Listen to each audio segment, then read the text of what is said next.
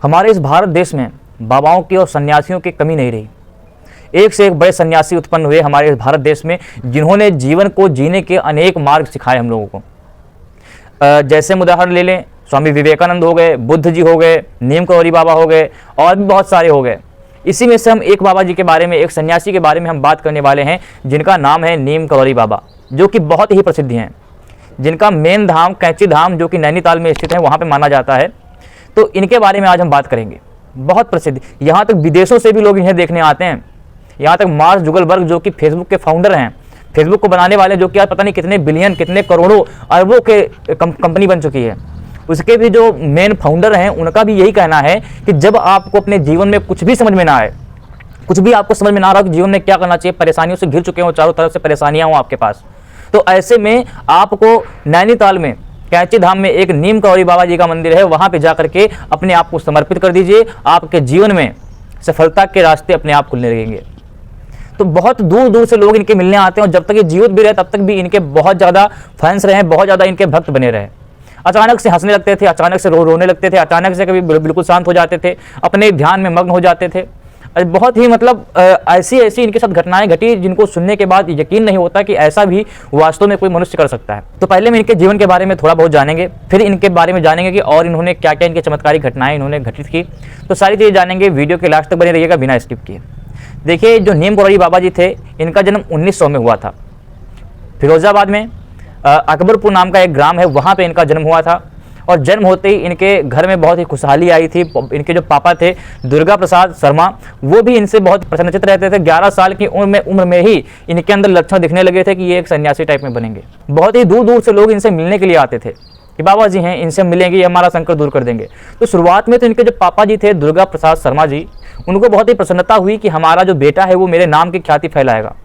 लेकिन धीरे धीरे, जैसे बुद्ध जी के साथ में हुआ था, तो इनके भी पिताजी को लगने लगा कि कहीं ये सन्यासी ना बन जाए, इसलिए ये इन सभी चीज़ों को इनसे दूर करने लगे। जितने भी दुख दर्द होते उनको दूर करने लगे। एक समृद्ध परिवार से थे, तो इन सारी चीज़ों को ये दूर करने लगे कि हम इनको दुख देंगे ही नहीं कि ये सन्यासी बन जाए। जैसे कि बुद्ध जी थे, इनके भी पिताजी ने क्या किया, उनको पता ही नहीं चलने दिया कि जीवन में कभी बुढ़ापा भी आता है, जीवन में कोई मरता भी है, ये सब चीज़ें उनको पता ही नहीं थी। जब बहुत बड़े हो गए, 18-19 साल के हो गए, तब जाके उनको पता चला। वैसे ही इनके साथ भी इनके पिताजी ने यही घटित करना चाहा कि इनको भी कुछ पता ही ना चले कि ये सन्यासी बने, क्योंकि लक्षण जो हैं वो दिखने लगते हैं कि ये आगे जाके क्या बनेगा। तो वैसे इनके पिताजी ने कोशिश की, लेकिन इन्होंने 11 वर्ष की आयु में ही अपना घर छोड़ दिया। घर छोड़ करके गुजरात चले गए। गुजरात जाने के बाद वहाँ पर 8 सिद्धियाँ प्राप्त की इन्होंने। आजकल के बाबा आप देखते होंगे, बहुत सारे बाबा हैं इस भारत में जो एक से एक गाड़ी से चलते हैं, मर्सिडीज से चल रहे हैं, देखते हैं बोलोरो से चल रहे हैं, स्कॉर्पियो से चल रहे हैं, और इनके पास कोई सिद्धियां नहीं हैं, सिर्फ और सिर्फ ढोंग है। ठीक है, अब कुछ बाबा हैं, जैसे अभी मैं बात करूं बागेश्वर की, तो बागेश्वर वास्तव में एक सिद्धि पुरुष हैं, मैं मानता हूं उनके बारे में, क्योंकि मैं कहता हूं अगर वो कोई ट्रिक भी लगाते हैं तब भी कोई इतनी आसानी से ट्रिक नहीं बता सकता है कि आपके मन में क्या चल रहा है। मन की बात बताना एक बहुत ही बड़ी सिद्धि है। तो वैसे ही नीम करौरी बाबा जी ने गुजरात में जाकर के इन्होंने 8 सिद्धियां प्राप्त की। और अगर सन्यासी के हाथ में सिद्धियां लग गई तो समझो फिर विश्व का कल्याण हो गया, विश्व का कल्याण हो जाएगा। तो इन्होंने 8 सिद्धियां प्राप्त की। इन्होंने मेन जो अपने आश्रम है वो सिर्फ 2 ही बनाए, बाकी तो बहुत ज़्यादा इनके आश्रम पाए जाते हैं, लेकिन मेन जो आश्रम है 2 ही हैं। एक जो है वृंदावन में है, वहाँ पर जाने के लिए आपको परमिशन लेनी पड़ती है, ऐसे उसके अंदर जाने नहीं देते। दूसरा धाम नैनीताल में कैंची धाम में बनाया, जहाँ पे हनुमान जी का मंदिर बनाया है। तो वहाँ भी बहुत सारे लोग फॉरेनर आते हैं, विदेश से लोग उनसे मिलने के लिए आते हैं, तो बहुत बड़ा उनका मंदिर वहाँ पर भी उनका स्थित है।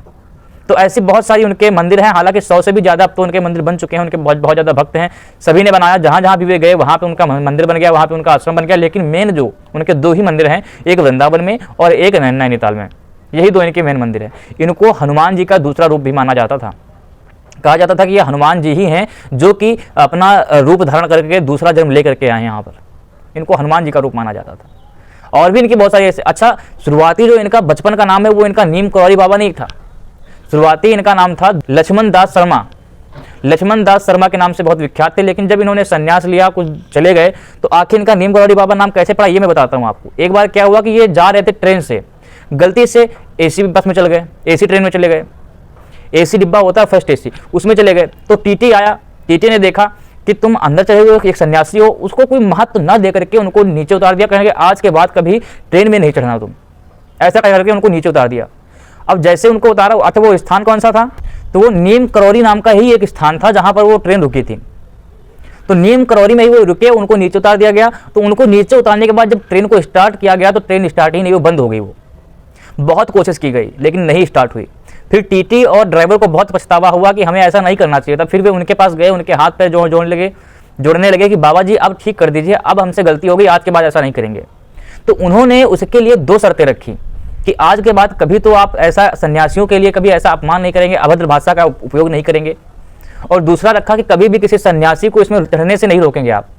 कुछ भी हो जाए, उसके पास टिकट हो ना हो, उसके पास पैसे हो ना हो, आपको इसमें सफ़र करने से आपको नहीं रोकना होगा। उन्होंने उनकी शर्तें मान ली। तो जैसे भी उसके अंदर गए तुरंत ट्रेन चालू हो गई और वे लोग अपनी यात्रा सफल करते रहे। ऐसी एक घटनाएं नहीं हैं, ऐसी हजारों घटनाएं उनके बारे में। बाकी इनके बहुत सारे नाम अलग अलग लोगों ने रख दिए थे। जैसे एक नाम रखा था टिकनी वाले बाबा, कि तिकोनी वाले नाम बाबा से भी ये बहुत प्रसिद्ध थे। ऐसे बहुत सारे लोग अपने अपने तरीके से इनके नाम रखे थे, लेकिन मेन जो इनका नाम प्रसिद्ध हुआ नीम करौली बाबा। और आज भी मैं देखता हूँ बहुत सारे भक्त मुझे आज भी इनके मिलते हैं जो इनको अपना गुरु मानते हैं, अपने बिल्कुल अपने दिल में इनको बसा करके रखते हैं। तो ऐसे बाबा बहुत कम आते हैं वास्तव में। एक स्वामी विवेकानंद हो गए, इनके बारे में मैं बहुत जल्द से जल्द वीडियो बनाऊंगा। फिर 1973 में वृंदावन में ही एक अस्पताल में इन्होंने अपनी देह का त्याग किया और गोलोकवासी हो गए। डॉक्टर लोगों ने बहुत कोशिश किया बचाने की, लगातार इन पे इंजेक्शन लगाए जा रहे थे। इनके मुख पे जो था ऑक्सीजन का मास्क चला हुआ था, लगातार कोशिश कर रहे थे। लेकिन अचानक से बाबा जी ने अपने मुंह से जो ऑक्सीजन का मास्क होता है उसको उतार दिया और बोलने लगे कि अब मेरा देह त्यागने का, मेरी समाज लेने का वक्त आ गया है, मुझे गंगा जल दे दिया जाए। उन्होंने गंगा जल जैसे ही लिया उसको अपने मुख में डाला और अपनी देह को त्याग दिया। पूरा वृंदावन एक समझिए शोक समाधि में चला गया कि वास्तव में बहुत बुरा दिन है आज हम लोगों के लिए। तो ऐसे बाबा जिनके लिए पूरा वृंदावन रोया, वृंदावन ही नहीं पूरा देश एक तरीके से मौन धारण कर लिया था उसमें। देश ही क्या बताऊं, विदेश में भी जितने इनके भक्त थे, जितने इनके आश्रम थे, जहाँ जहाँ था हर जगह मौन धारण कर लिया गया। अफरा तफरी मच गई थी जैसे इनकी मृत्यु हुई थी। वास्तव में मैं देखता हूँ आज के बाबा और पीछे बाबा में जब मैं कंपैरिजन करता हूँ तो वास्तव में उनके पास जो शक्तियाँ थी, जो उनके पास था, आज उन बाबाओं के पास जो आजकल के बाबा चल रहे हैं उसका 1% भी नहीं है। लेकिन फिर भी अपने आप को ऐसा दिखाते हैं जैसे वही भगवान हों, वही सब कुछ हों, उनसे बड़ी सिद्धियाँ किसी के पास नहीं है, जबकि उनके पास कुछ नहीं है, सिर्फ ढोंग करके दिखाते रहते हैं। मैं तो यही सलाह दूंगा कि आप ऐसे किसी भी बाबा के पास ना फंसें। हाँ, जो लोग आपसे पैसे लेंगे वो ढोंगी होंगे ही होंगे, ये तो लिखित बात में मुझसे ले लीजिए आप। लेकिन जो बाबा आपसे भी पैसा नहीं ले रहे हैं वो आपके लिए बिल्कुल कल्याणकारी हैं, वो आपका कल्याण कर देंगे। नीम करौरी बाबा जो थे सभी दंड फंदों से, सभी ढोंगों से दूर थे। एक से एक इनके भक्त थे, कहते थे बाबा जी मेरे साथ चलिए, हम आपकी सेवा करना चाहते हैं। लेकिन इन्होंने एक से एक आए हुए ऑफर्स को ठुकरा दिया। क्या लगता है आपको कि इनके पास कोई नहीं आता होगा कि बाबा जी हमसे गाड़ी ले लीजिए, हमसे ये चीज़ ले लीजिए? इनके पास बहुत बड़े बड़े बहुत अमीर लोग आते थे, बाबा जी हमसे गाड़ी ले लीजिए, आप गाड़ी से चला करिए, आप ऐसे ना चला करें, हमसे इतना पैसा ले लीजिए।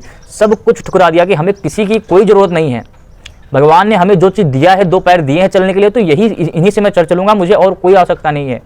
मुझे किसी गाड़ी की, किसी पैसे की कोई ज़रूरत है ही नहीं। तो मैं तो आज भी उनको बहुत नमन करता हूँ कि अच्छा ज़्यादा जो शिष्य थे वो फॉरेनर ही थे, जो विदेशी लोग थे उनके ज़्यादा शिष्य थे। जैसे अब हम एक जानते हैं रामदास जी को, रामदास इनके एक बहुत ही प्रिय शिष्य थे। ठीक, ये भी एक फॉरेनर ही थे, इनका पहले नाम कुछ और था, इन्होंने बदल करके हिंदुओं वाला नाम रख लिया रामदास। उनसे इतना प्रेरित हो गए कि वो अपना जो वहाँ पे थे गवर्नमेंट जॉब में थे, गवर्नमेंट जॉब छोड़ करके उन्होंने इनके शिष्य बनना पसंद किया, यहाँ पर आकर के इनका शिष्य बन गए। और इनकी सेवा करते करते जब इन्होंने प्राण त्यागा तब भी लगभग अधिकतर भार इन्होंने अपने ऊपर ले लिया था। जो भी इनके आश्रम थे सभी चीज़ों का भार इन्होंने खुद ले लिया था। एक बहुत ही प्रमुख संत बन करके लोगों के सामने आए।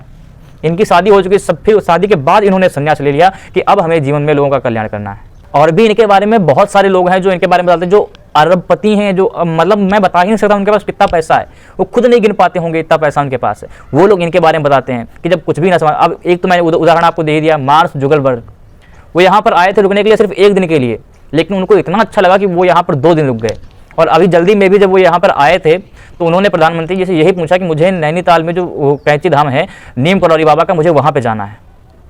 तो वो भी यही कहते हैं कि जिसको जब कुछ भी ना समझ में आए तब इनके पास आ जाइए, इनको पूरा जीने का आपको राह दिखा देंगे कि कहाँ आपको जाना चाहिए, क्या करना चाहिए, हर एक चीज़ ये बताने में सक्षम है। तो जब वो आए उन्होंने भी ऐसा कहा। और भी बहुत सारे अरबपति करोड़पति हैं जो बताते हैं कि सिर्फ नीम करौरी बाबा के आश्रम में जाने से आपको एक अजीब ही संतुष्टि मिलती है। और मैं आपको वास्तविकता बताऊँ कि मेरे साथ पर्सनली ऐसी घटना घट चुकी है नीम करौरी बाबा जी के पास। मैं भी एक बार गया था नैनीताल घूमने, तो मुझे इनका नाम भी नहीं पता था। छोटे पर ही गया था, वो बहुत बड़ा नहीं था, छोटे पर ही गया था। तो मैं जब घूमने के लिए गया तो वास्तव में बहुत अजीब घटना घटी, क्योंकि मुझे इनका नाम भी नहीं पता था, तो इनका महत्व भी नहीं पता था। तो मैं गया तो मुझे जब बाहर ही खड़ा रहा, मैं पापा लोग थे, मम्मी लोग थे, तो मम्मी लोग अंदर गई, लेकिन मैं बाहर ही खड़ा रहा। मैंने कहा मुझे अंदर नहीं जाना। पता नहीं मेरे दिमाग में क्या आया, मतलब बाहर से मैंने कहा वही होगा अंदर भी जो बाहर से दिख रहा है, वहाँ पे बिल्कुल खुला खुला दिखता है, कुछ अंदर कोई बाहर वो ज़्यादा खास नहीं है। हनुमान जी की मूर्ति है, प्रतिमा है बहुत बड़ी। मैंने कहा मैंने देख लिया, यहीं से आप लोग जाओ अंदर। मैंने अंदर जाना ही नहीं चाहा, मेरे अंदर से इच्छा ही नहीं आई। फिर जब फोटो तो खिंचवाया जाने लगा, तो जब मेरी फोटो खींची गई तो मेरा जो शक्ल था वो बंदर की जैसी, आज भी शायद फोटो पड़ी हो तो मैं दिखाऊंगा आपको, मेरी शक्ल बंदर की जैसी बन के आ रही थी हर फोटो में। जब किसी और के फोन से खींची जा रही थी तब भी सिर्फ मेरी ही शक्ल ऐसी आ रही थी, और मेरे फोन से तो जिसकी भी फोटो खींची जा रही थी सबकी बंदर के ही जैसे आ रही थी।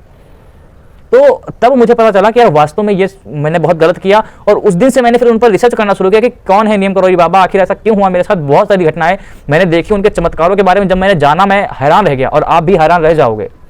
मैं तो कहता हूँ आपको भी अगर कोई समस्या है तो कहीं और भटकने की जरूरत नहीं है, किसी संत से मिलने की जरूरत नहीं, किसी बाबा से मिलने की जरूरत नहीं, किसी को पैसा देने की जरूरत नहीं। आप नीम करौली चले जाओ, वहां पे आपको जो शांति मिलेगी, आपको सभी मुसीबतों से निकलने का द्वार अपने आप खुल जाएगा और मिल जाएगा, और वहां से जब आप आओगे तो एक नई ऊर्जा के साथ बहुत ज़्यादा ग्रो करोगे।